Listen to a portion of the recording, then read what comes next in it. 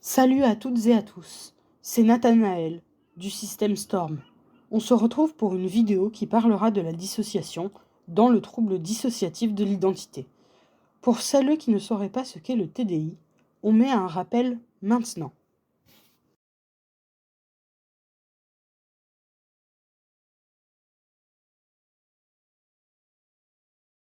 D'abord, ça nous semblait important de parler de ce qu'est la dissociation.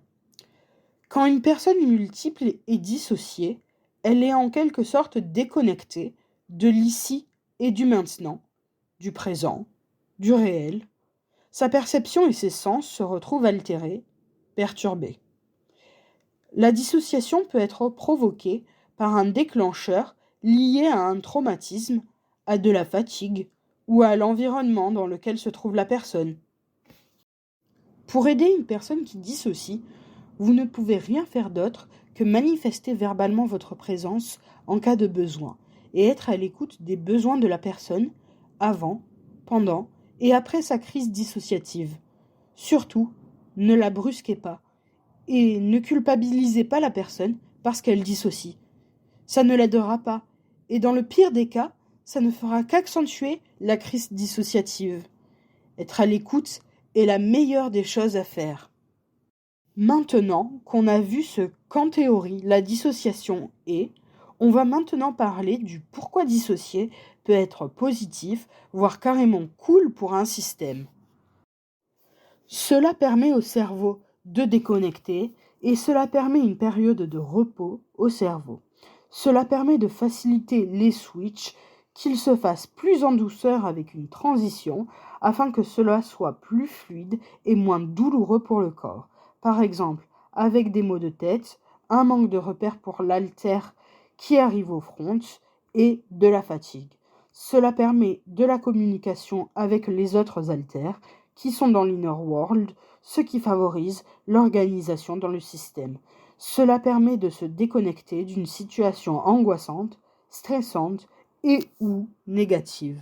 Cela permet d'avoir une attache dans l'inner world pour des haltères qui sont souvent coincés au front et leur permet de se reposer. Bon, on ne va pas mentir non plus. La dissociation, c'est pas tout beau, tout rose non plus. Ça a son lot de galères aussi. Pendant que je parle, vous aurez une sorte de bingo qui défile, que j'ai fait en prenant exemple sur ceux de SH Story Games sur Instagram, mais qui sont en anglais. Les miens sont en français, ce qui facilitera la tâche à un bon nombre d'entre vous, je pense. Les systèmes, n'hésitez pas à les faire et à nous partager vos avis en commentaire ou sur Twitter. Le nôtre est en description. Un petit disclaimer. Avant de commencer à évoquer ces symptômes de la dissociation, il me semble important de rappeler que ce n'est pas parce qu'un système ne coche pas certaines cases, qu'une personne ressent une chose et qu'une autre personne ne ressent pas la même chose, que ces personnes sont toutes légitimes et que leurs symptômes ne sont pas à remettre en cause. Nous ne sommes pas des professionnels. Cette vidéo n'est pas un diagnostic officiel. C'est une vidéo informative. Alors soyez tolérants. On va commencer par évoquer les symptômes de la dissociation dans leur globalité. On peut remarquer que la vision de la personne dissociée est fortement altérée concernant un bon nombre de facteurs extérieurs, dans le rapport au monde, aux autres, à son propre corps et à sa mémoire, avec des pertes de contrôle, dans le rapport au temps, avec des complications liées au trouble en lui-même. Ce qu'on retrouve dans cette partie n'est pas diamétralement différent de ce qu'on a pu dire précédemment dans les slides sur la dissociation. On retrouve les modifications de perception liées au monde extérieur, celles liées aux perceptions sensorielles et intérieures, des troubles liés à un changement d'altère, liés au trouble en lui-même, voire même à une fuite du corps médical qui constitue pourtant une aide précieuse lorsque les praticiens sont qualifiés. On passe à la fugue dissociative, qui est un symptôme de la dissociation compliqué à gérer. Comme on peut le voir dans la slide, cela concerne principalement des fuites physiques d'un lieu, des pertes de mémoire, des troubles et des perturbations mentales.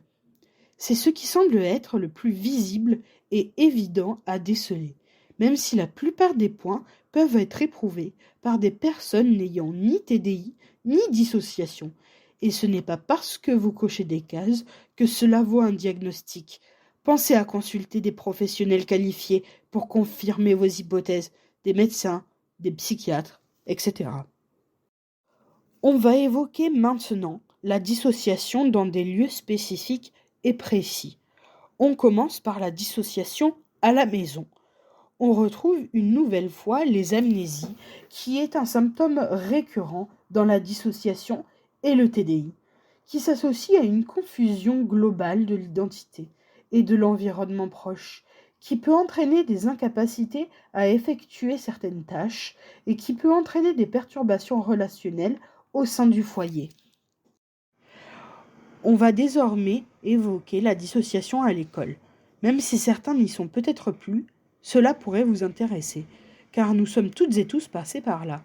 La dissociation impacte encore une fois les fonctions cognitives du cerveau. J'entends par là que les trous de mémoire sont une nouvelle fois de la partie, que la dissociation impacte les sens, tels que la vue et l'ouïe, que la personne peut être moins apte à gérer des interactions sociales et à se concentrer. On va finir en parlant de la dissociation au travail. Certains ne sont peut-être pas concernés, mais le seront peut-être un jour. On retrouve encore et toujours les trous de mémoire qui sont récurrents dans la dissociation. On remarque aussi les symptômes physiques, car dissocier, ça fatigue. Et on notera un besoin de cacher le TDI aux yeux des autres, surtout si les collègues ne sont pas au courant du trouble. Quand on regarde, on dirait que la liste des inconvénients de la dissociation est beaucoup plus longue que celle des points positifs. Mais à bien y regarder, le symptôme le plus récurrent de la dissociation est l'amnésie, qui est certes handicapante, je l'avoue, mais cela peut avoir du bon, car cela peut permettre à la personne de fonctionner sans avoir de surcharge mentale. Le conseil que je vous donnerai pour conclure cette vidéo est de vous écouter, sans lutter contre la dissociation. C'était Nathanaël du système Storm. Likez si la vidéo vous a plu, abonnez-vous et laissez-nous un commentaire.